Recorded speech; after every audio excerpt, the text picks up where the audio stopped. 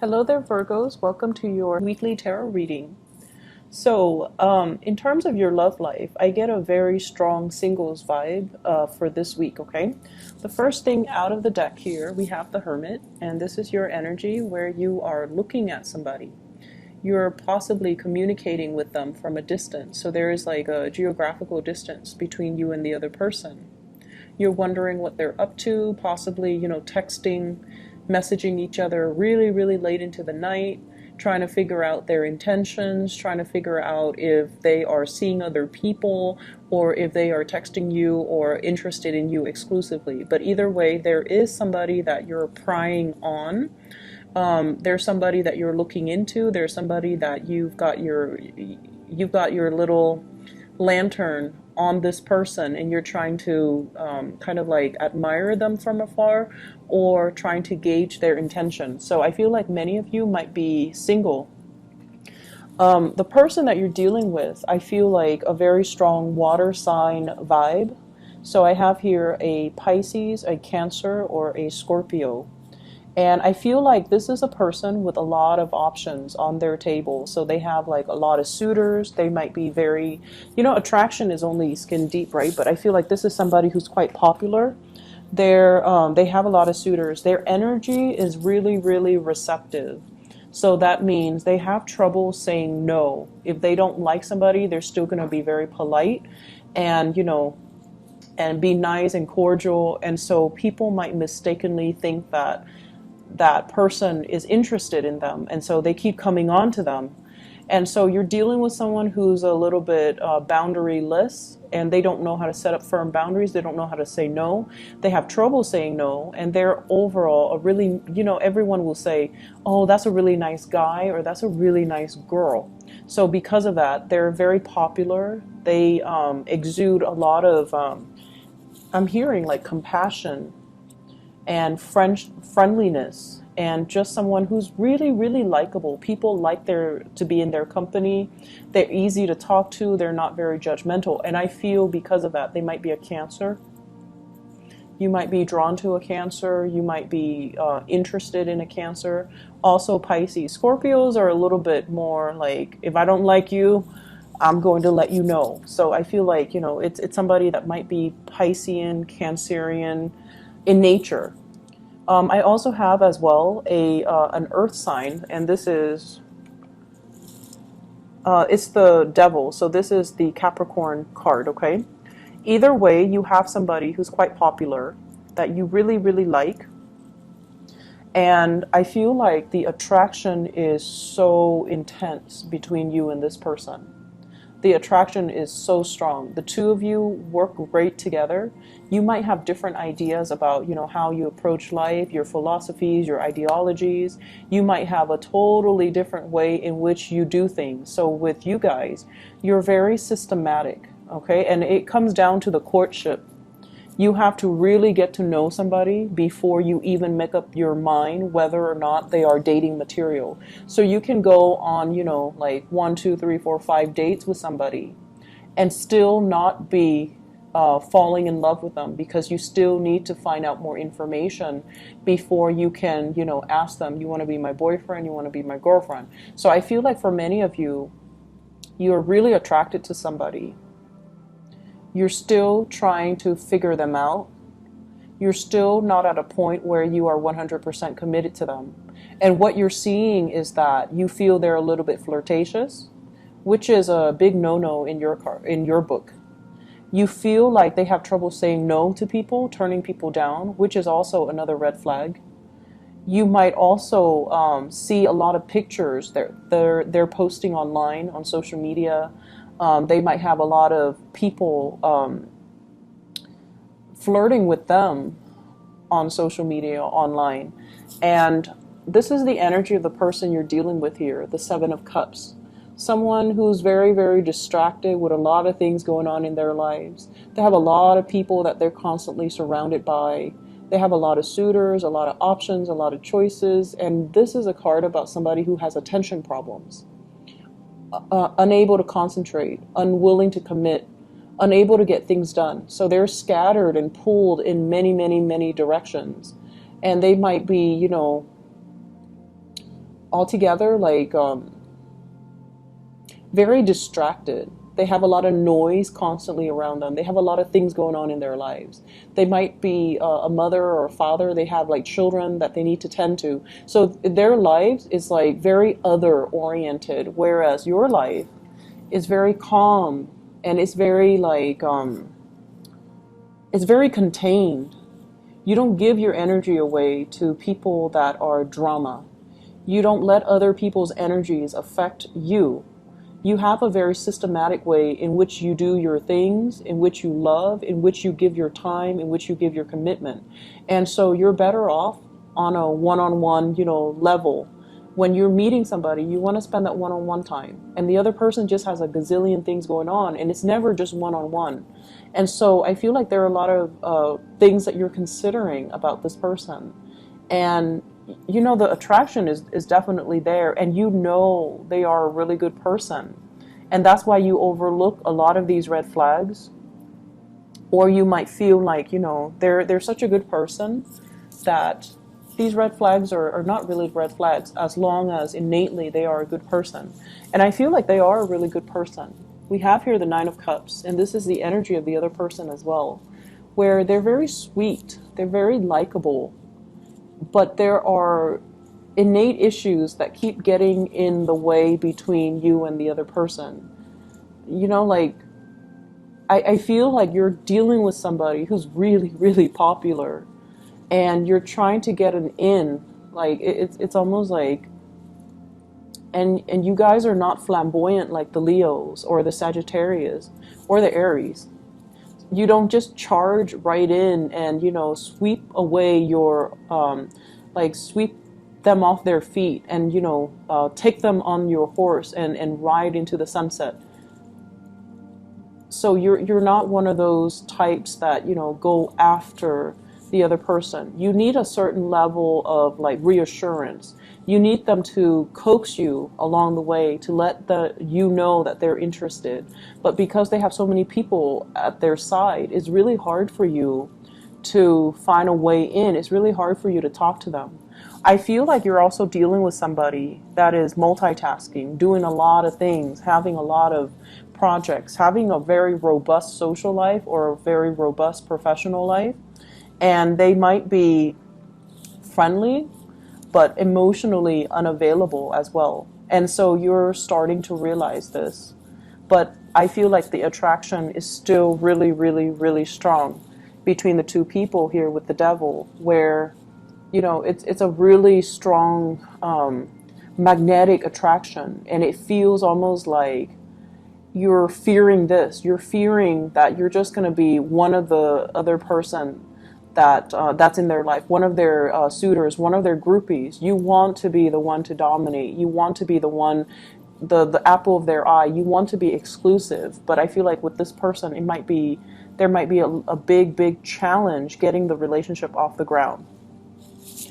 For those of you who are in coupled relationships, I feel like there is a huge, huge rekindling in the passion, the chemistry with another person.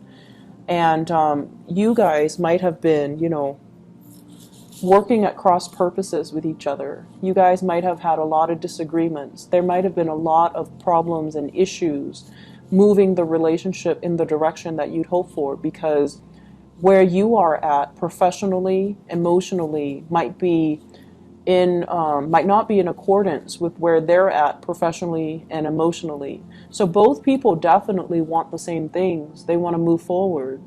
But the ways in which they start to move forward, it's like they're turning in different directions. They're spinning their wheels. And I feel like it's been really hard. It's been a big struggle to get the other person to see things from your perspective and to get them to move along in your direction. And it's almost like this required a lot of discipline. It required a lot of mutual understanding. It required a lot of patience. And this is the week where, the patience, the work, the dedication, and the perseverance starts to pay off, because you're getting a really good boost when it comes to the outpouring of love, the outpouring of appreciation from your relationship partner. I also feel like there might have been a major mutual understanding, an understanding from your end on a very deep level that, okay, this person is not like me. And it's not because they don't want the same things that I want. They might, delay on the children. They might have children of their own, and it's interfering in the way that, the two of you come together. But I feel like there is a mutual understanding here as to why they're like that. So I feel like it's deep rooted, and you have to shine the light on it to understand that, they had restrictions in their childhood, or they had issues in their childhood that contributed to the way that they are right now. There might not have been the structure and the foundation in their early childhood life that allow them to be as goal-oriented, as structured, and as organized as you. And as a result of it, in their adult life, they're scattered, they're pulled in different directions, they have trouble concentrating, they have trouble getting things done, and they might not have had a role model to really shape them, to guide them, to give them, that sense of direction. Whereas you yourself, you're very self-contained, and you don't need that. But the other person, they're very other-oriented. They needed that. There might have been a lot of restrictions growing up as well. And now as a result of that, they fear success. They fear like worst case scenarios. They fear like as soon as I have something solid, it's going to be taken away from me. So I feel like you're reaching a very deep understanding between you and your partner. And a lot of it has to do with a major awakening, I feel, happening from your end, where it allows you to kind of, be less critical and slip yourself into their shoes, to understand their worldview and understand where they're coming from and why they are like this. So it's not because, they don't have the same goals or want the same things. It's just they don't have that clear, logical blueprint as to how do I get from where I am right now to, from A to B in the most direct and concise way. Why does my life always meander? Why do the things that I touch just kind of fall apart? So I feel like the understanding, the love, the persistence and the perseverance to allow this person to be who they are, while showing your love and giving them the emotional support, that's really going to help heal them as a person, and it's going to help them overcome a lot of the trauma that they've dealt with. Okay?